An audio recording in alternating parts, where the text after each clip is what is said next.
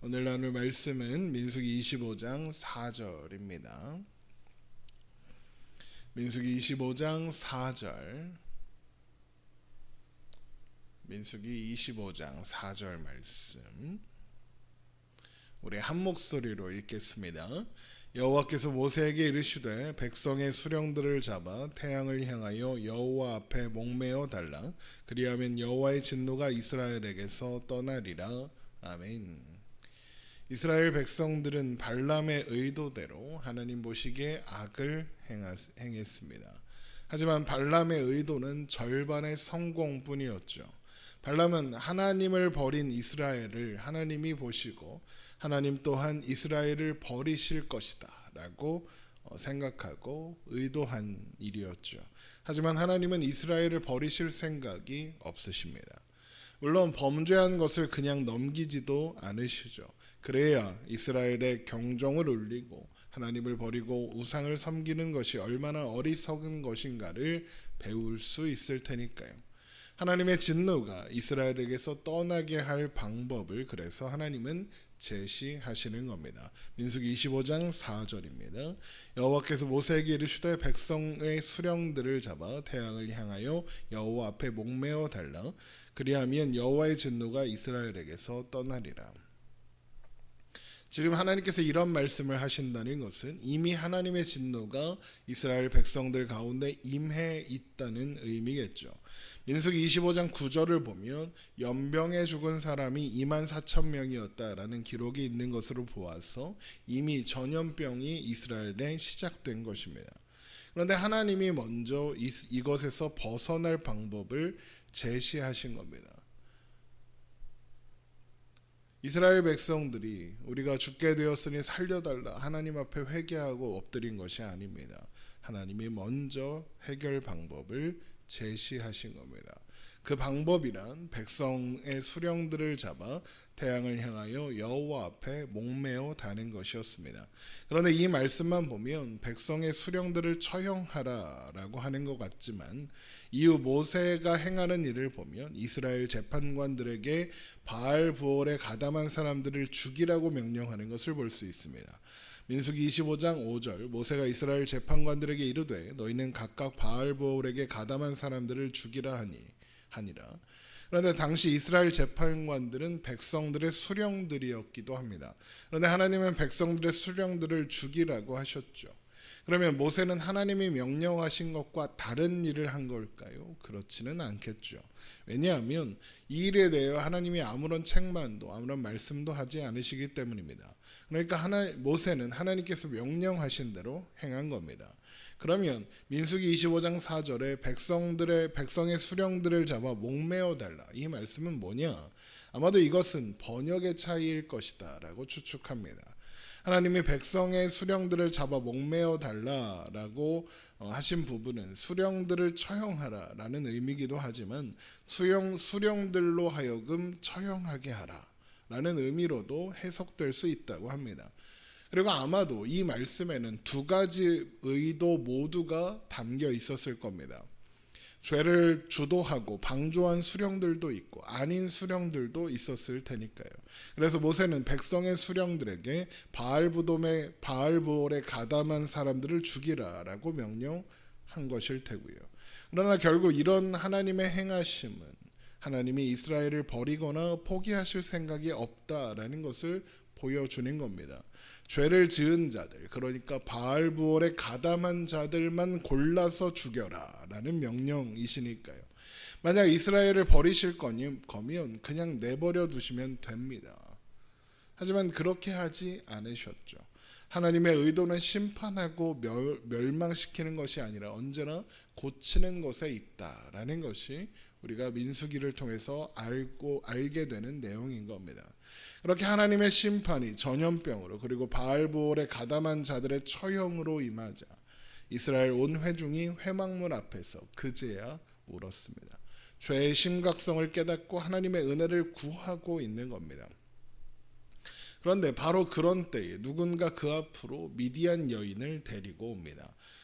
민수기 25장 6절입니다. 이스라엘 자손의 온 회중이 회막문에서 올 때에 이스라엘 자손 한 사람이 모세와 온 회중의 눈앞에 미디안 한 여인을 데리고 그의 형제에게로 온지라.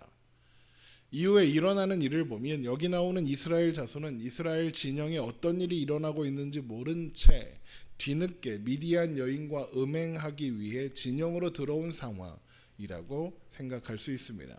그래서 아론의 손자 비느하스가 분노하여 창을 들고 가서 그 남자와 여자의 배를 꿰뚫어서 죽이는 겁니다. 그러자 이스라엘 자손에게 임했던 연병이 그치죠. 민수기 25장 7절입니다. 제사장 아론의 손자 엘르아살의 아들 비느하스가 보고 회중 가운데에서 일어나 손에 창을 들고 그 이스라엘 남자를 따라 그의 막사에 들어가 이스라엘 남자와 그 여인의 배를 꿰뚫어서 두 사람을 죽이니 연병이 이스라엘 자손에게 그쳤더라. 그러니까 이 사람은 좀 뒤늦게 바알 부올에 가담한 것이고 아마도 이 사람이 바알 부올에 가담했던 마지막 사람이었던 것 같죠. 그러니까 이 두 사람을 죽이자 연병이 그치게 되는 거죠. 이때 처형을 당한 사람을 제외하고도 연병으로 죽은 사람이 24,000명이나 되었습니다. 민수기 25장 9절입니다. 그 연병으로 죽은 자가 24,000명이었더라. 아마도 이들 전부가 범죄에 가담한 것은 아닐 겁니다. 그러나 이들은 억울하게 죽었냐? 그건 또 아닐 겁니다. 아마 대부분 범죄에 가담한 사람들이었을 테고 직접 가담하지 않았다고 해도 이 일은 몇몇 개인이 벌인 일이 아니라 이스라엘이 벌인 일이었으므로 이스라엘 공동체가 하나님의 진노를 감당하고 또 하나님의 징계를 받아야 하는 것은 당연한 결과이니까요. 하지만 앞에서도 말씀드리는 것처럼 이것은 이스라엘을 멸망시키기 위한 심판이 아니라 고치기 위한 징계입니다. 그래서 적당한 때에 하나님의 진노 또한 멈춘 겁니다. 그렇게 모든 일이 일단락되자 하나님은 창을 들고 나서서 이스라엘 남자와 미디안 여자를 죽였던 비느하스를 칭찬하시며 그에게 평화의 언약을 주어 영원한 제사장이 되게 하겠다라고 말씀하시는 겁니다. 민수기 25장 10절입니다. 여호와께서 모세에게 말씀하여 이르시되 제사장 아론의 손자 엘르아살의 아들 비느하스가 내 질투심으로 질투하여 이스라엘 자손 중에서 내 노를 돌이켜서 내 질투심으로 그들을 소멸하지 않게 하였도다. 그러므로 말하라. 내가 그에게 내 평화의 언약을 주리니 그와 그의 후손에게 영원한 제사장 직분의 언약이라. 그가 그의 하나님을 위하여 질투하여 이스라엘 자손을 속죄하였음이니라. 하나님께서 비느하스를 칭찬하시는 이유가 뭐라고 합니까? 비느하스가 하나님의 질투심으로 질투하였기 때문이다. 그러니까 하나님의 질투심과 같은 마음을 비느하스가 품었다라는 겁니다. 비느하스는 하나님의 마음을 품었다. 이것은 다르게 표현하면 비느하스가 하나님의 마음을 알았다 이런 의미입니다. 그리고 그 마음의 내용은 질투였죠. 우리가 질투 그러면 부정적으로 생각하는 경향이 있는데 그건 인간의 질투심이 시기심, 이기심이 원인인 경우가 대부분이기 때문일 겁니다. 그래서 상대를 깎아내리고 무너뜨리고 상처나게 하는 일을 하게 되죠. 하지만 하나님의 질투하심은 사랑과 관심의 결과입니다. 본래 질투라는 감정은 사랑하고 아끼는 대상에게 느끼는 감정이잖아요. 그래서 하나님께서 질투하신다. 이 말은 곧 이스라엘을 그만큼 사랑하신다라는 의미입니다. 그리고 하나님만이 이스라엘을 위하시고 이스라엘을 복되게 할 수 있는 유일한 존재다라는 선언이기도 한 겁니다. 그러니까 하나님의 질투는 곧 하나님의 은혜다라는 겁니다. 그리고 그 마음을 비느하스가 품었습니다. 하나님 외에 다른 길은 없다는 선언으로 뻔뻔하게 범죄하고 있는 이스라엘 사람과 미디안 여인을 죽인 겁니다. 그래서 이스라엘의 범죄를 하나님의 은혜로 덮었습니다.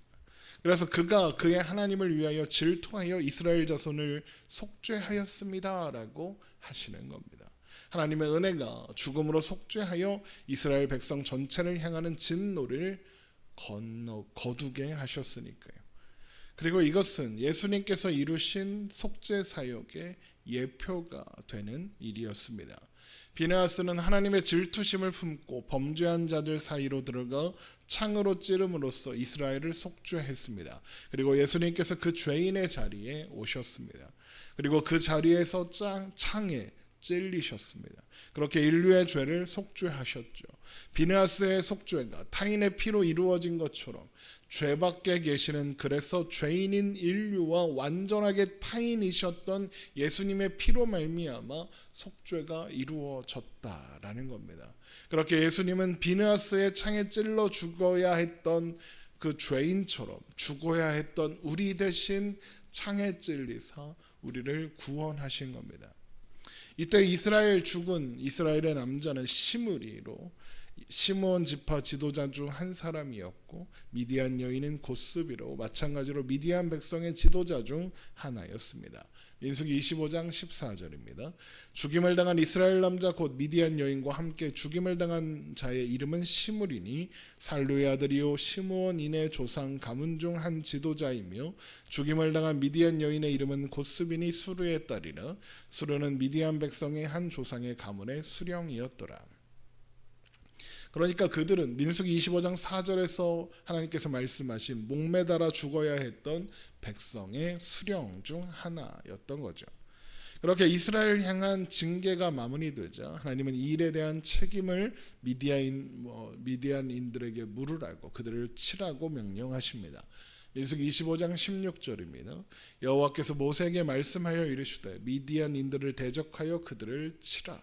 이는 그들이 속임수로 너희를 대적하되 부올의 일과 미디안 지휘관 딸 곧 부올의 일로 연병이 일어난 날에 죽임을 당한 그들이 자매 고스비 사건으로 너희를 유혹하였습니다. 미디안인들을 공격하라고 하시는 이유는 그들이 모압이 이스라엘을 유혹할 때 이를 적극적으로 지원하고 실행한 사람들이기 때문이다라는 겁니다. 그러니까 모압과 한패였다라는 거죠. 실제로 이 싸움은 민수기 31장에서 실행되며 이때 이 모든 일을 계획한 발람도 함께 죽게 됩니다. 이스라엘은 하나님을 광야의 하나님으로 제한함으로써 유혹에 빠졌고 넘어졌습니다. 그러나 하나님은 그들을 버리지 않으셨죠. 24,000명이 죽어야 했던 참혹한 심판 속에서도 하나님은 탈출구를 먼저 제시하셨고 결국 또 넘어가셨습니다. 징계는 고치는 것에 있지 멸망시키는 것에 목적이 있지 않기 때문입니다. 하나님께서 이스라엘의 범죄를 그냥 내버려 두지 않으시고 개입하셨다라는 것부터가 하나님의 이스라엘 백성들을 포기하지 않으셨다는 의미입니다. 그냥 내버려 두었으면 그냥 그렇게 멸망할 겁니다. 하지만 하나님은 포기하지 않으셨고 징계하사 고치셨습니다. 징계는 버림받은 증거가 아니라 사랑받고 있다는 증거인 겁니다. 우리 또한 마찬가지입니다. 우리는 예수님께서 채찍에 맞으시고 십자가에 달리사 또 창에 찔리사 구원하신 존재, 하나님의 소중한 자녀들입니다. 그런 우리를 하나님이 포기하시는 일은 없습니다. 때로 우리는 넘어질 겁니다. 실수하고 실패할 겁니다. 그러나 하나님은 우리를 버리지 않으십니다. 우리가 하나님을 버리고 다른 길로 가려고 할 때조차 하나님은 우리를 향한 사랑을 멈추지 않으시고 반드시 우리를 돌이켜 제자리를 찾을 수 있게 하십니다. 그래서 시편 23편에 주의 지팡이와 막대기가 나를 안위하시나이다 라고 하는 겁니다.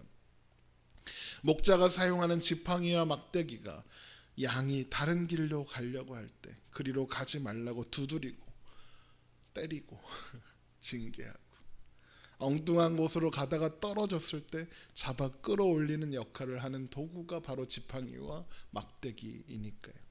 우리 목자 되시는 하나님, 우리를 자녀 삼으신 하나님께서 오늘도 우리와 함께 하십니다.